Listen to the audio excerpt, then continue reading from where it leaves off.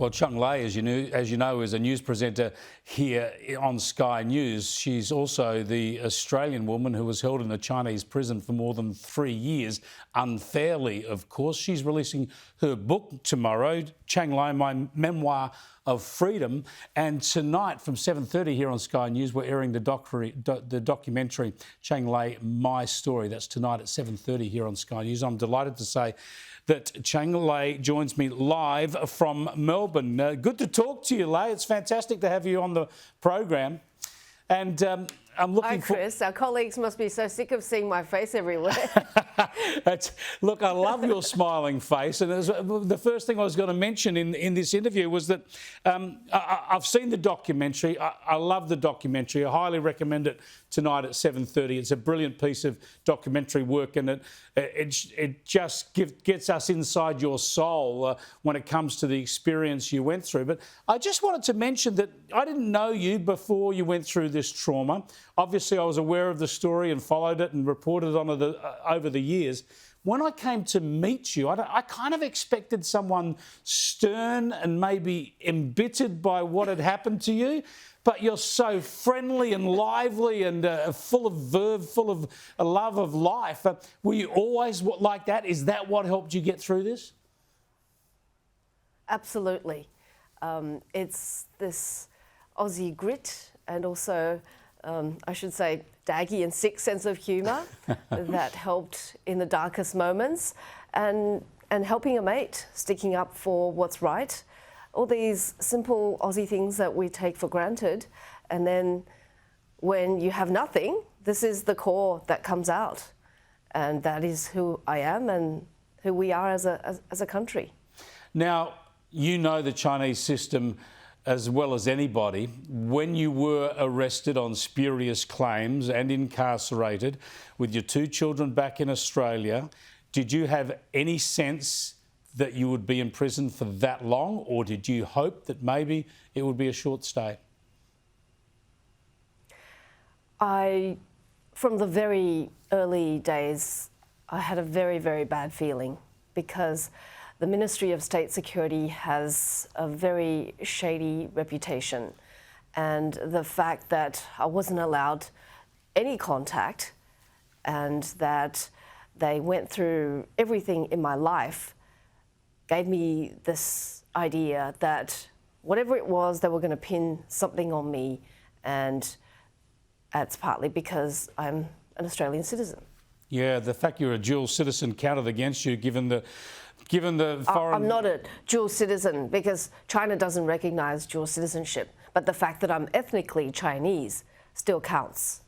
Oh, I see. So they counted you as... And they disregarded your Australian citizenship because of that?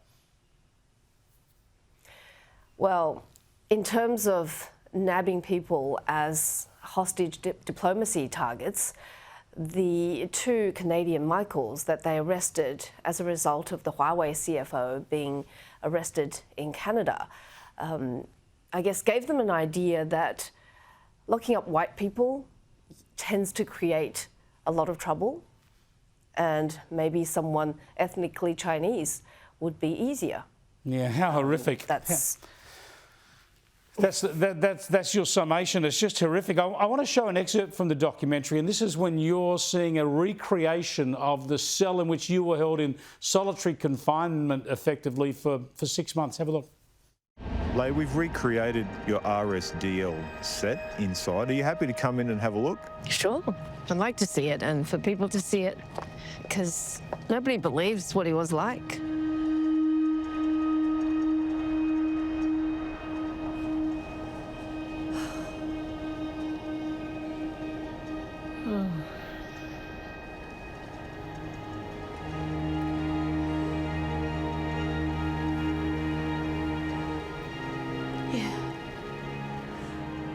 This is where I spent 6 months.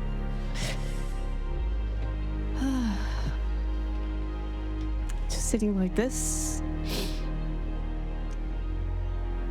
thinking I was never gonna get out. It's as close to dying and wanting to die as I ever got. Just horrific, Lay. And I just want to get your thoughts also. Apart from the physical constraints of that cell, you had guards standing there with you for hours on end.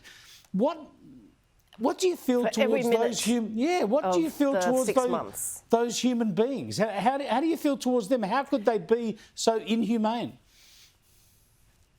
Well, those guards were only, early 20s, young technical school graduates who were working there for short stints. And during COVID, I think they would have felt lucky to have gainful employment with the famous Ministry of State Security. I'm pretty certain that they wouldn't have known what the job would entail when they took it on. And they were, in fact, not from Beijing. They were from Hebei and Henan provinces.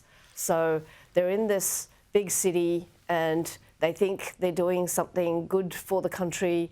They might have been told that all these people detained there are, have done horrible things to the country and they're not patriots, and therefore you should be very strict on them.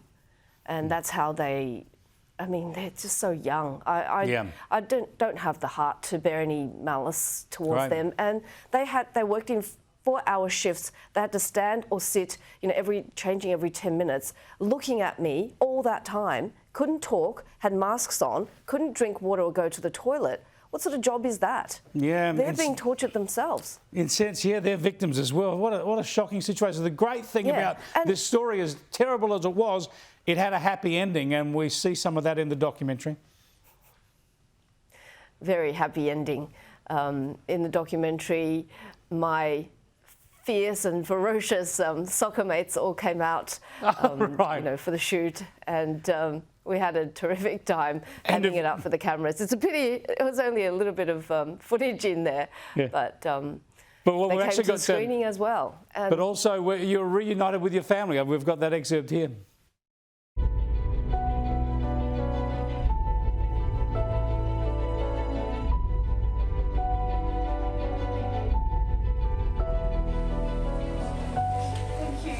Thank you so much. You don't know how much your letters and your messages have helped me. Welcome home. Thank you. The Prime Minister wanted to see you. Hello, Prime Minister. What an honour. Yeah, fantastic stuff. And Lay, you must be looking forward to people seeing all of this and the detail of your trauma in tonight's documentary. And you know what? If I see haters, I will call them out. And it would be a spectacular own goal for people to make vile comments about my story. Well said, Chang Lei. Well said. A warning from the outset. Congratulations. It's a great documentary. And the book out tomorrow, Chang Lei, A Memoir of Freedom. Great to talk to you again, Lei, and we'll catch up with you soon. We better get to a break. Thanks so much. Chang Lei, her story on here. Sky News, 7:30 tonight. Don't miss it.